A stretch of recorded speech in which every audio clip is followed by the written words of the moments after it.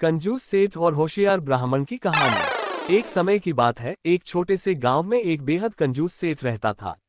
उसका नाम था रामलाल। रामलाल बहुत अमीर था, लेकिन अपनी दौलत पर बेहद कंजूसी से खर्च करता था। उसके आसपास के लोग उसकी इस आदत से परेशान रहते थे, क्योंकि वह दूसरों की मदद करने से भी कतराता था। उसी गांव में एक होशियार और चतुर ब्राह्मण भी रहता था। उसका नाम श्यामदास था। श्यामदास बुद्धिमान और व्यावहारिक था। वह लोगों की समस्याओं को हल करने में माहिर था। एक दिन गांव वालों ने श्यामदास से कहा, ये सेठ रामलाल तो इतना कंजूस है कि कभी किसी की मदद नहीं करता। अगर उसे उसकी कंजूसी का सबक सिखा सको तो बड़ा भला होगा। श्यामदास ने उनकी बात सुनी और सेठ को सबक सिखाने का निर्णय लिया। उसने एक योजना बनाई। ब्राह्मण की चालाकी। श्यामदास ने सेठ रामलाल से मिलने का नाटक किया और कहा, सेठ जी, मैंने सुना है कि आप बड़े धर्मात्मा हैं। मैं एक यज्ञ करवाना चाहता हूं, लेकिन मेरे पास पर्याप्त धन नहीं है। अगर आप मदद करें तो आपकी कीर्ति चारों ओर फैलेगी।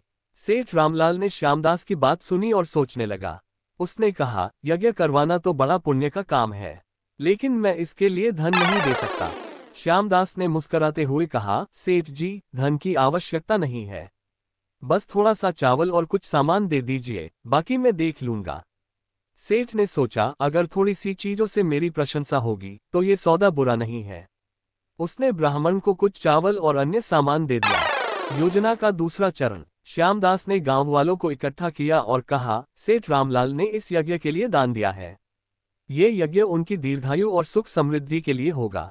सभी लोग यज्ञ में आशीर्वाद देने जरूर आए। गांव में यह बात जंगल की आग की तरह फैल गई। हर कोई यज्ञ के लिए आने को तैयार हो गया। सेठ को यह देखकर खुशी हुई कि लोग उसकी प्रशंसा कर रहे हैं।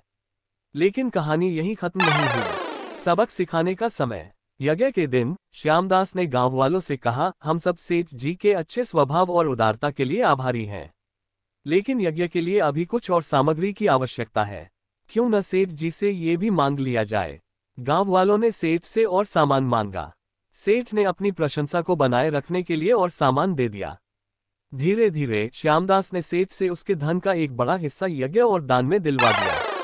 परिणाम। यज्ञ के बाद श्यामदास ने सेठ से कहा, सेठ जी, आपने आज ये दिखा दिया कि सच्चा धन वही है जो दूसरों की भलाई में काम आए। आपकी कंजूसी ने आपको कभी सच्ची खुशी नहीं दी, लेकिन आज इस यज्ञ में दान देकर आपने पूरे गांव का दिल जीत लिया। सेठ रामलाल को अपनी गलती का एहसास हुआ। उसने सोचा, मेरे पास इतना धन था, लेकिन मैंने कभी इसे सही तरीके से उपयोग नहीं किया। उस दिन के बाद सेठ ने अपनी कंजूसी छोड़ दी और समाज की भलाई के लिए धन खर्च करना शुरू कर दिया। गांव वाले भी श्यामदास के इस चतुराई भरे कदम की प्रशंसा करने लगे। नैतिक शिक्षा। इस कहानी से हमें ये शिक्षा मिलती है कि धन का सही उपयोग ही उसे मूल्यवान बनाता है। केवल धन संग्रह करने से खुशी नहीं मिलती, बल्कि इसे दूसरों की भलाई में लगाकर ही सच्चा सुख पाया जा सकता है।